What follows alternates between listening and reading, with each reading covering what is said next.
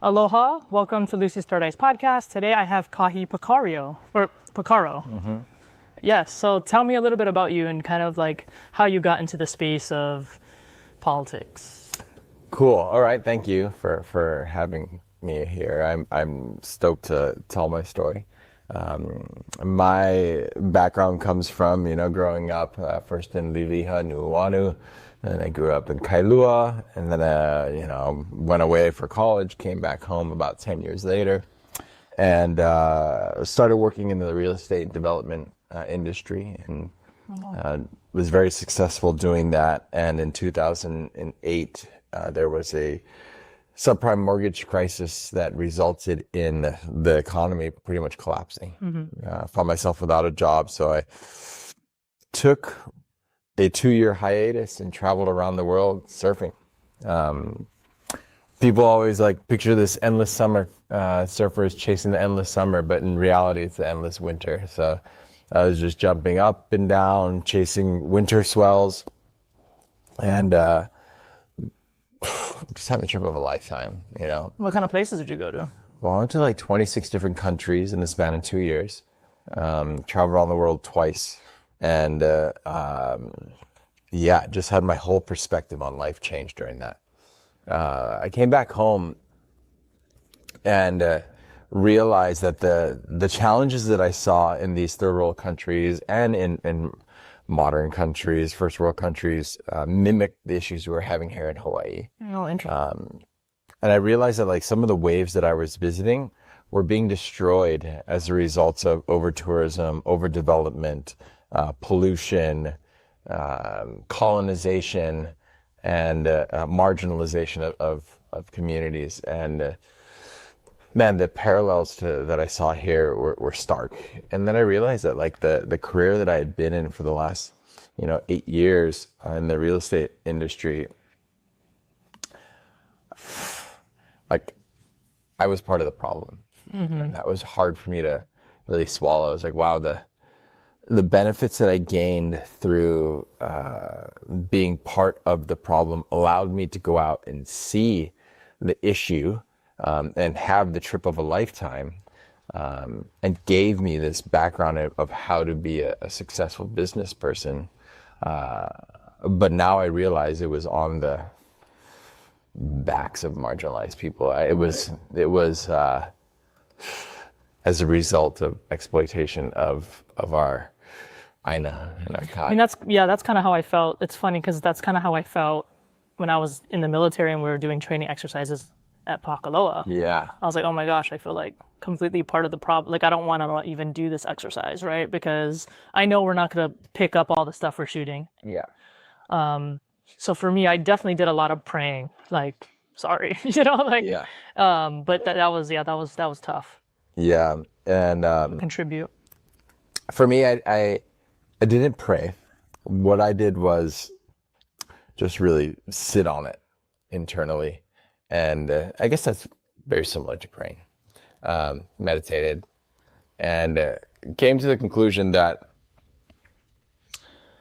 this existence that we have on Earth, it's like it's a snap in time, but to us, seems like a long time. But actually, as the older we get, the faster it seems to be going, right? All right. But this moment in time that we get to experience life here is a gift. It was gifted to us by our ancestors, and our ancestors did the things that they needed to allow for us to have this opportunity. My great grandfather jumped on a boat when he was 14 years old from the Philippines and came here. My other grandfather fled World War II to Germany to come to the United States so that he wouldn't have to be part of that war. So there's all these things that people do to give us this opportunity. The freedom fighters, the Aina warriors, the Save Sandy Beach Coalition, or it can be as minuscule as that person that advocates for a public school in your community. And to me, it was what is my legacy going to be? Is it going to be like this guy that changed the landscape of Hawaii for probably not the better? Or is it going to be somebody that did whatever they could to make sure more people get to experience this miracle we call life? And I chose the latter. And I've started a nonprofit organization called Sustainable Coastlines Hawaii. And it was just a couple friends. We pitched in $50, hosted a cleanup, and like 250 people showed up. Oh, wow. And we're like, what is, I didn't know this was needed. It wasn't necessarily the cleanup of the beach. It was this opportunity for people to come together and give back, and to recognize other people that had similar thinking, and bringing new people into the fold to be like, yo, we can have fun and do community service at the same time. And the number one question was, okay, well, when's the next one? Mm-hmm. And so we're like, we're only going to do one, but let's put a jar out. And if anybody wants to put donations, we'll put it to the next one. And we raised enough money to host another one. Self-sustainable. It's snowballed, and today, like the organization has like an operating budget of over $1 million. And wow. We've got 6 full-time paid employees and a bunch of part-time paid employees. And we're making major impact in our community to focus on source reduction of plastic pollution. So wow. That is a legacy that I am extremely proud of. But it also comes to a realization that I wouldn't be there without the first part of my career. So I still wrestle with it. Like, was it a means to an end? Could this have happened otherwise? But I'm kind of more on the, hey, it is what it is. Yeah. Like you live this experience and you make the most of it. And if you get to a point of recognizing that things need to change, make the change. Mm-hmm. Yeah. So that's kind of where I got to in my career, and the change that I've been able to create throughout my life. I've always been working with government, and government has been a really powerful tool, but a tool with, in my opinion, a bias for large corporate donors. And to me, that was incongruent with what I felt a democracy should be about, right? Like, to me, like a democracy is supposed to be about the people, for the people, and right. It seems like it's for the corporations. Like we would try to pass bills to, let's say, ban plastic bags, for example. Okay. The amount of consolations we'd have to make, or compromises we'd have to make with a plastic bag company, when we have thousands of pieces of testimony, kids taking off from school just to come and testify. Oh, wow. And then you've got like one company, and maybe 3 companies saying, oh, we're gonna lose jobs, we're going to we're gonna cost the community more. And, yes, there are some challenges, but there are solutions. Convert to reusable, convert to bio-based, convert to a different type of manufacturing process that's not so detrimental to our environment. But we'd have to negotiate like crazy. And when I started to understand, okay, these companies are substantial donors to our political class, and that plastics are made out of oil, so there's additional money coming in to fight these types of programs through lobbyists and through special interest groups. And you start to realize, like, our government has been hijacked by corporate interests. Mm-hmm. And that's not right. And so I was like, hey, like, I can, and I educate about this a lot. I talk about Citizens United and get people to understand what a super PAC is, and understand our election mechanisms. And I was like, okay, like, I can teach people about this and talk about it, but if I really want to make change, I got to get involved. And so I made the... Yeah, I think that's kind of what it's like coming down to, right? Because knowing and stuff is enough. It's not enough. That, like, actually having to, like, now be involved is kind of And I think that's kind of, if you look at, and just as a comparison, why like someone like Spencer Pratt in Los Angeles, for example, has like chosen to run even though he's not in politics. It's like kind of like that feeling where he feels like he's like obligated. Yeah, and what we need are like outsiders to get involved, because the status quo that has been created, the political division that has occurred, in my opinion, is not healthy, and we need more diversity. That means like the random guy and girl, or transgender or whatever, like anybody getting involved in our political process to bring in new ideas and fresh ideas that can break up the stagnation that has us becoming more polarized and pushing away from a center point where we can agree to disagree and still hang out. Right. That's the scary part. That's not where we're at, and that's why I'm getting involved. Like I'm sick of where our politics have become. I'm sick of the corporate influence that has dictated policy, and I'm excited about being a little glimmer of hope for our community, for our islands, and for our country. Yeah, what do you think is a good, because what I've found in the last few years is that a lot of my younger friends, like, they don't even feel like there's any type of responsibility to vote. So, like, what advice, or like, what advice would you give somebody who's just like, oh, I'm not going to vote because it's all rigged? Well, they have, In general, yeah. yeah, so they have fallen into the manufactured belief that, it doesn't make sense to get involved in politics. And that's what the powers that be want to happen. That's what they want. They want us to be apathetic. They don't want us to care. And that's the biggest problem with our current state of our democracy, constitutional republic, whatever you want to call it. But Yeah. the apathy is promoted. The powers that be love to have the power with the people that do care, and they don't want it with the people that don't care. And so they're going to say, okay, we don't want those people to care.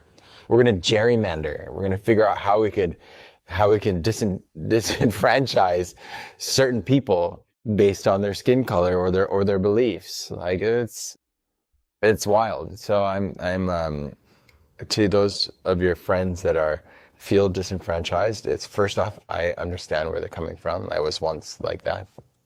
I never thought I would become somebody that got involved with politics, but it is that apathetic attitude that more or less made me want to get involved. It's like I found myself, well, it's rigged. It doesn't. Why even vote? Like, why does it matter? Like, the decision's already made. Right. And you go, well, take it deeper. Like, why is it that way? Yeah. Why do you feel that way? Because it is what it is. But why is it that? And when you start decoupling the knowledge like lock that you have on yourself and start to dive into corporate finance, into election meddling, into gerrymandering, and just the history of our country, you see why you're apathetic. Yeah. But that's also the next step would be, well, let's do something about it. Like we can not care, or we can figure out how we break that cycle and support those that are willing to risk the alienation and the potential loss, those people that are willing to run or run yourself. Right. So that's where I came from that. I was like, this shit's rigged. Like, why even get involved? Because if we don't, we have the crumbling of them do everything. Yeah. Or we have the complete crumbling of our country, like headed to where it is right now. A full-on oligarchy managed by a few. And I feel like on the many. I feel like tourists are like a higher priority than local residents, and that's sad to think about. Yeah, our local economy is based on tourism and military. And during COVID, we had the best opportunity to diversify our economy, but our government doubled down on making sure that the tourism economy came back. And we are now still at risk for another pandemic or financial crisis that keeps tourists from coming, and we have not diversified, and that is very frustrating. What do you think are the biggest things that Hawaii can improve on? The biggest thing for your specific district, yeah, in general. As a representative, right? This is a nuanced question, or nuanced answer. Like for our district, I mean from Hahaione to Kahala. What we need as a representative is actually listening to our community, and this goes to every district. Mm-hmm. But for me, since I'm running as a representative, House of Representatives in my local district, we need a representative that listens, that hears what the issues are, and then acts on them at the legislature. Right now what I feel like we have is elected leaders that, not all of them, but most of them, that don't get back to you. They don't listen. You don't know what they're doing. And when they act, they're acting on behalf of their biggest donors. In the case of our district, it's the big ag firms, the Bayer, the Monsanto, the Syngenta. Mm-hmm. That's troubling. So what I think is most important is to actually be a rep, not of the corporations that are getting you elected, but of the individuals that you represent. And even of those individuals that you represent, not the one that gave you the biggest donation, but the majority of your constituency. You know what I mean? Mm-hmm.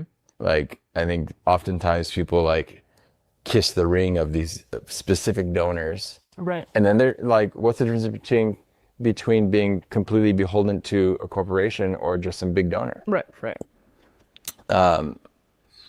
Not to discount the... You're not going to prioritize their issue because they're a big donor versus it's more of a community-wide issue. It's not supposed to be that way. Right. But that's not to discount the gratefulness that somebody like myself has to big donors. But you need to understand that if you're donating to someone like me, it's like, I'm not here just for you. I'm here for us. Yeah. Right. And I think that's the beauty of consistency and honesty, and having a focused set of morals that you maintain. And let's be real. I'm new to this, right? And I have people say oh, you're gonna change. Are you worried about having kind of an uphill battle if you're kind of going up against these? Oh yeah. I'm not worried. Trying to shut you out? I'm not worried. I'm excited. Yeah. Okay. It pumps you up. Yeah. It pumps me up. I've always been the underdog. I see. I'm brown. Yeah. Right. I went to Punahou. Oh, really? Right. In college, I went to a school called University of San Diego, also called University of Spoiled Daughters. I was the brown guy. They thought I was Mexican, and they thought you were the cleaner. They didn't really. They thought I was a janitor or something, And to me, I learned Spanish really well because everybody spoke Spanish to me. But I started to really experience discrimination. Right. I obviously get a little bit of it here in Hawaii, even as it's part of life. I wish it wasn't, but in San Diego, I got a lot of it, and I was frustrated because it was what's wrong? Why are you denigrating? You think I'm Mexican, Okay. But you also are discriminating against the Mexican. Like, you think I'm Mexican? Yeah, I'm Mexican. Like, whatever. Like, I don't care. Like, yeah, I think Mexicans are rad. I love Mexico. Like, Yeah. no big deal. But the way you're insinuating that I'm a Mexican, you're insinuating that I'm lazy, that I don't have papers, and that I'm illegal, right? Or poor, just poor. So I found that very troubling. But I did learn Spanish pretty well. That's awesome. I love Mexico too. Yeah. So I think that also had me really open my minds to having compassion for, people of color, of which I am. But you don't really feel it as much in Hawaii. Right. It's cool. You come to Hawaii as a white person, you get to feel a little bit of what it's like to be a brown person everywhere else. You have people, white people come to Hawaii and they're like, oh my God, they were so mean to me. They're calling me haole. Like, you're like, bro, cry me a river. Like, you got a tiny taste of what it's like to be a black or a brown person almost everywhere else. Yeah. But if you stay in Waikiki, you'll be fine. Yeah. Especially if you tip good, you'll be Yeah. But we were talking about, the question was, what are the main issues in Hawaii and how we can diversify our economy? And I personally think that we need to look at creating a system where we're growing more of our own food here. Yeah. And not relying so much on the continent. Right. So building up And that's how Hawaii was originally. Yep. A lot of people don't even know that. Yeah, it's arguable maybe, but Hawaii before the colonizers came, Hawaii was potentially the most sustainable culture in the history of mankind. Yeah. So looking back at the way that they did that and augmenting it with modern technology, I think we can get to a place where we are drastically reducing our reliance on the continent by making more of our food right here. Yeah. So how does that make you feel about like the floods and how a lot of those farms got like severely damaged? Mm-hmm. Yeah, that's an interesting question because, where those farms got flooded, it was because of backed up rivers, waterways and whatnot that weren't maintained by the state or the city, and or the federal government for that matter. Right. And also a double risk with the potential overflowing of the reservoir. Right, that was managed by Dole. Dole, the same family that was part of the overthrow. Very deep-rooted trauma there. Yeah. So how it makes me feel is like, hey, this is just another example of colonization. You also look at the storm itself, 2 double Kona lows in a row, some of the worst we've ever seen. Yeah. And I don't know your belief on it, but I believe in climate change. And these types of storms are happening more and more often. Heavy rains, heavy floods all at once, and then droughts, right? This is what they predicted. This is classic behavior of climate change, in my opinion. And that's the beauty, right? Like, for the people listening, like, you don't have to believe in what I'm saying. For a long time, I didn't. But I did a lot of research, and then I was seeing that a lot of different scientists from all over the world kind of agreed. So it was interesting, but for a long time I wasn't so sure. I was like, no, I don't know. Yeah, and this all to me ties back to corporate influence. So it's a cool like circle moment where even the oil industry admits to the risks of climate change. Like, they have it written in internal memos from the 80s, from the 70s, from the 60s, showing that the introduction of carbon dioxide into our atmosphere is going to change our weather and create climate change. But they hid it, right? And now there is just such a huge disinformation campaign being pushed. Social media running rampant with influencers, not scientists, but influencers, talking conspiracy theories about how climate change isn't real.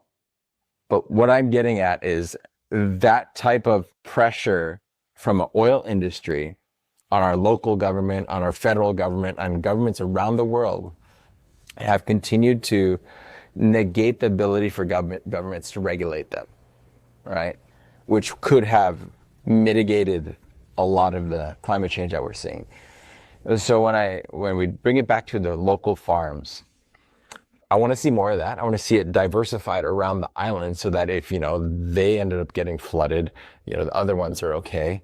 I want to see government more involved in clearing out our waterways to make sure that they can flow out to the... Because that's where tax money goes to be able to, that should already be serviced, right, with our tax money. So it shouldn't get to a point where this kind of stuff happens, right? Yeah. We need proactive solutions, not reactive solutions. Right. And you saw after the first one, they tried to get as much of it cleared out as they could, but it's 2008.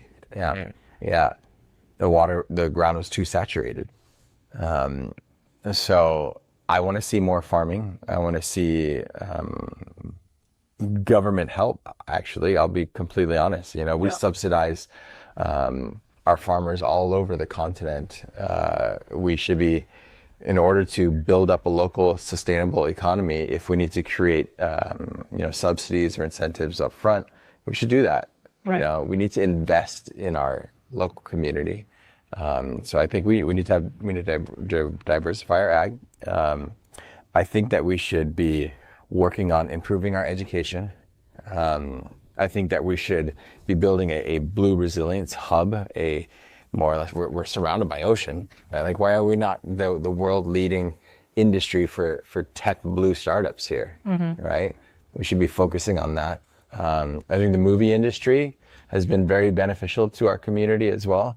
So creating the tax incentives to bring them back. We already have the infrastructure here. Yeah, we definitely need that. It tells the story. Create jobs. It creates thousands of jobs. But we need to get creative. And we can't just rely on tourism. And we can't rely on military dollars either. Right. We see what the military does for our environment. Right. Yeah, they're protecting us. Thank you. Thank you for protecting us. But we're also the number one target. Yeah. Right? In the Pacific. Yeah, that's what I was going to ask too, is kind of with the whole Red Hill water crisis, right? That's the pro and the con, right? The pro is, you're protected, but the con is they do stuff like poison our water. Mismanaging the water. And that, once we're contaminated that severely, they can't promise that it's not going to be inside of the soil forever, right? Because how do you take that out of the soil? You can't. You literally can't. Yeah. Well, so the risk is it's going to get into the aquifer and ruin that entire aquifer. Yeah. Do you have any thoughts on that? Or... Well, I think it's fucked up. Yeah. Besides the obvious common sense. I think that our government is complicit. I think that what's gnarly is the people that got poisoned just lost their case against the federal government last week. That's crazy. There's minimal accountability. Yeah, literally. The problem is not solved. The lack of transparency, and the government's they're like, hey, let's just keep kicking it down the road and people forget about it, right? So the loudness around the Red Hill situation it's not there anymore. There's a few people fighting and they're like, we're fighting like crazy, but there's issue fatigue. And that's what the government's stoked on. They're like, okay, yeah, they're getting tired. That's an interesting concept. Phrase, yeah. because it's so true. And that's kind of why, like when I started my podcast, I wanted to make sure, no matter what I did with it, that at times I would be able to talk about the issues that were current, like if there was another Red Hill thing or. So yeah, I'm glad we can kind of touch on it a little bit, but like I don't know going forward what other solutions we can have For water? for water. Yeah. Well, we need to fix the tanks, right? We need to do soil remediation as much as we can, and we need to test that aquifer like crazy. Keep testing it and have it be transparent by third party. And we need to protect our other aquifers and make sure that they can't be contaminated. And if there are things that could potentially contaminate it, don't wait for it to happen, but rather be proactive and get on it now.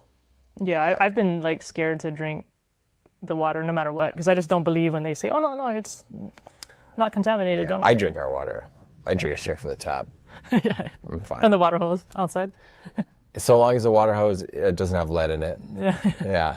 So no, yeah, I'm not so worried about my water. Maybe I should be.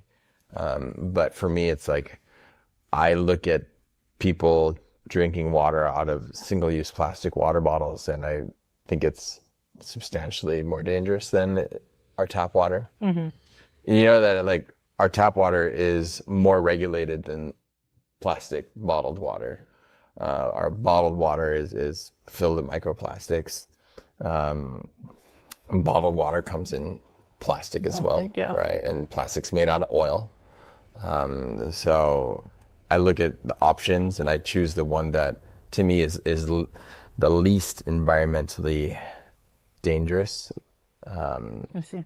And that's why I drink the tap. Filtered if can be.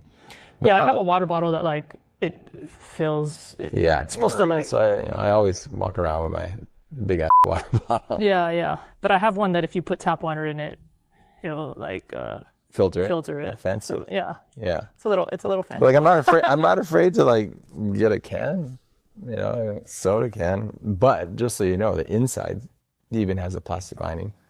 Of a soda can? I didn't know that. Yeah, that's interesting. Yeah, that's pretty messed up. That's interesting. So when is the voting? Is that the one that's in the next few weeks? Oh man, you're scaring me. Next few weeks. I actually wish it was like tomorrow. Really, I feel really good. I'm feeling confident. Good. The community has been very open to my ideas. That's good. The date is August 8th for the primary. Okay. Mail-in voting starts at the end of July. Our district is nearly 95% mail-in vote, and then 5% will go into the polling place and actually vote. But we only have like 2 places you can vote on island, so it's pretty much just mail-in voting. I think last year not last year, but the last time we had maybe it was last year, people were like complaining that there weren't enough voting places. Yeah. I didn't even realize that was a problem. Well, I think that we also have a huge population. Everybody expected that people would just mail and vote, but there has been distrust sown about our mail-in voting system. So a lot of people that might flip-flop and do it in person instead. They just like I trust the in-person voting more, so I'm going to go in and vote, and that's their right. Yeah. Our mail-in voting process is not perfect. There are ways for people to abuse it, but when you look at the statistical analysis of what the fraud could be, it's arguably minuscule. A percentage point. So like, I guess like if a race were, let's say like, ended up being like 52 to 48% or something. Yeah, you could be a little worried about maybe mail-in voting. But if it's like 60-40, like the potential discrepancy on a mail-in vote, like it's not, the margin of error, I would say, is not worth getting into it. To stress about. Yeah, I see. Okay.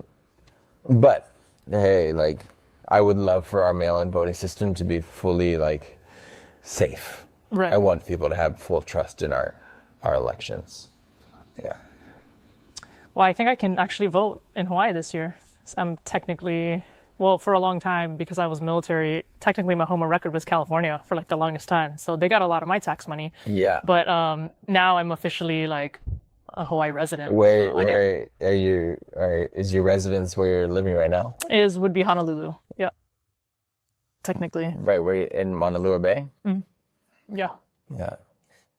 You don't have to say you're voting for me. It's fine. But what are you looking for in a elected leader for your district? I mean, definitely someone who cares about the issues that are going on in the district, for sure. You know, like your specific district. If you're not advocating for the problems that are going on in your specific district, in your own community, then anyone can pretty much assume that, you know, you're corrupted in some way, right? So I think somebody too that like isn't afraid to put their face out there, whether it be on podcasts or social media or debates and things like that. I think that's good because nobody knows what you think about anything unless you talk about it. You know, so to talk about what you're passionate about working on, or you know, so like the things that you talked about, those are things I feel very strongly about that are important. You know, I have a friend that has a farm on the North Shore that got completely destroyed, and she doesn't even know how many more options she has. Like she's like, they don't care, they don't give a shit, you know. But and not to have a pessimistic view, that's her experience, is that she's realizing, you know, after the fact, oh wow, they don't care, you know. So it's interesting, and I'm lucky that because I'm born and raised here, I can see, you know, I know actual business owners and I know actual people that have farms and things like that that are actually experiencing these things that help me form my own opinions about things. I don't think it's any secret that Hawaii's been corrupt for a long time. You know what I mean? We have a rail that doesn't go anywhere. Like that's a great example. Yeah. And that right there is an example of just horrible planning. So I think representatives need to also like be transparent about what the plan is, because not all plans are going to work, right? I mean, and that's to be, you can't expect every plan to work, but at least if everyone's on board with whatever the plan is, you know, and you can come up with possibly contingency plans or whatever to get to the main goal, at least people kind of know what's going on, you know? Yeah. Like with the rail, it's not just the planning, it's the management, right? You're like, people are just managing this, and I wouldn't say they're managing it poorly. I think they're managing it exactly how they want to, right? Like they are funneling the money to the contractors that they want to, that are going to give them the political power to continue to stay in power. And yeah, after a while, people, and they don't have to be the smartest people in the world to realize, oh, hasn't it been like how many years and how many millions of dollars? And why doesn't it, you know what I mean? And if you compare it, I mean, I don't know why they didn't just get like somebody from Japan, because they have like the most successful trains imaginable to like just do ours, you know? But yeah, and again, that's where it's like, you know, how confined are they to using, and I'm not opposed to using local businesses, but I'm talking about what if we had somebody that knew or planned something that worked before that we just had on the planning job, you know, and we could still use local resources to build it, but just in a smarter way. Yeah.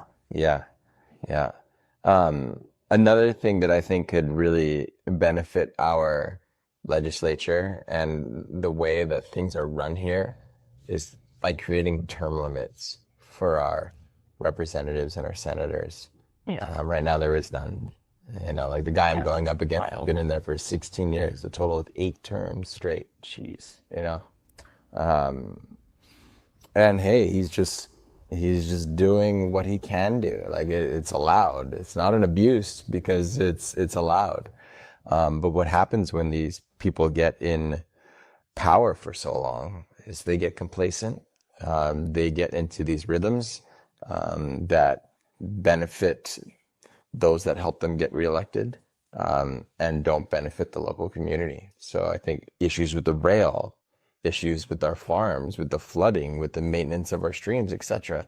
This all goes back to the fact that corporations have influenced our government in a negative way, and term limits have allowed, or lack of term limits have allowed our government officials to utilize name recognition to stay in power and benefit the same corporations that got them elected.